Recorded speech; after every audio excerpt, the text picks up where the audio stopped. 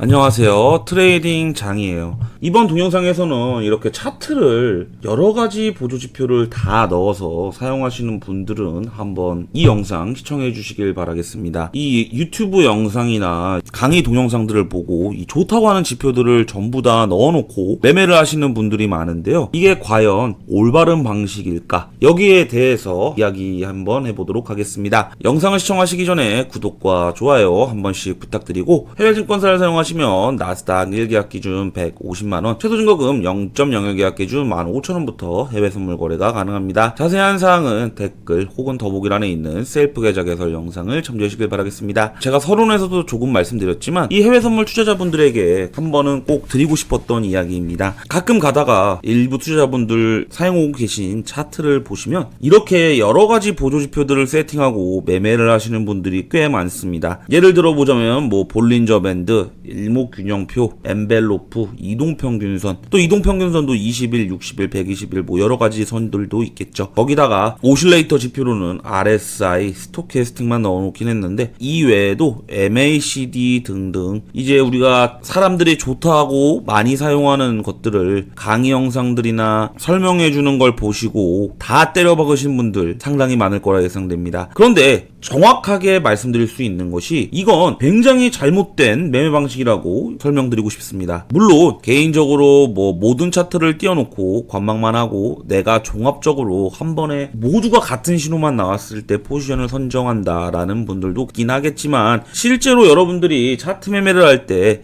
가장 중요한 건 이런 좋다고 하는 보조지표들을 여러 개 설정하는 게 아닙니다. 말 그대로 이 보조지표는 매매를 하는데 도와주는 보조적인 수단일 뿐입니다. 그렇기 때문에 여러분들이 좋다고 하는 보조지표들을 모두 다 설정해놓고 매매를 한다라고 한다면 오히려 시그널에 혼선이 생길 가능성이 높다는 겁니다. 예를 들어 이런 자리 한번 보죠. 이 자리에서 RSI가 30 구간에 도달하면서 볼린저 밴드 하단선을 이탈한 상황이 나오게 됩니다. 그 후 양봉이 나와 중심으로 이동하려는 모습이 보이는데요. 하지만 실제로는 더 밑으로 주가가 흘러가는 모습을 보여주고 있죠. 또 어떤 신호는 이동평균선은 아직 내려가고 있으니 하락신호였으며 일목균형표에 구름대 구간이 이탈해 있으니 이것도 하락신호라고 할 수 있죠. 그러니까 이 상승과 하락신호 여러 개가 복잡하게 나와 있기 때문에 내가 어떤 포지션에 진입해야 될지 혼선을 주고 있다라는 거죠. 이런 구간에서 진입을 하게 되면 어떤 신호는 하락, 어떤 신호는 상승이기 때문에 갈피를 못 잡게 되고 한번 물려버린다면 계속 손실이 날 수 있던 구간이 되겠죠. 즉 이렇게 흘러가는 패턴들을 보자면 오히려 내가 진입해야 될 포지션에 혼선을 많이 준다라는 겁니다. 그렇기 때문에 보조지표는 본인이 가장 중요하게 보고 가장 본인과 잘 맞는 지표 한 2개에서 3개 정도만 설정해 주시는 게 가장 좋다고 할 수 있어요. 예를 들어 그 지표가 볼린저 밴드라면 볼린저 밴드, 일목균형표라면 일목균형표, RSI면 RSI, 스토캐스틱이라면 스토캐스틱 등 여러분들이 중요하게 보는 지표 2-3개만 확실하게 설정을 하고 그 기준에 매매를 하는 게 더 익절과 손절 라인을 잡는 부분도 그렇고 좋은 매매를 할 수 있다라는 거죠. 그리고 보조지표를 설명드리면서 여러분들이 해외 선물 매매를 하실 때 첫 번째로 보조지표를 먼저 보시는 경향이 있으신 분들도 있는데 강조해서 말씀드리지만 보조지표는 말 그대로 매매를 도와주는 보조지표일 뿐입니다. 이제 음식으로 치면 소스 같은 거라고 봐주시면 되세요. 결국 음식의 주 재료는 캔들과 차트, 이 기초적인 캔들과 차트에 모든 매매할 수 있는 힌트들이 있다라는 거죠. 그렇기 때문에 여러분들이 캔들과 차트 패턴 등 이런 기초를 먼저 알고 매매를 시작하셔야 그 다음 내가 중요하게 보는 보조지표를 어떤 걸 입력해서 보느냐에 따라서 이 매매 승률이 완전히 갈린다는 거죠. 제가 이 말씀을 드리는 건 대부분 다 보조지표를 먼저 공부하시고 그 다음 차트와 캔들을 공부하시는 분들이 많아요.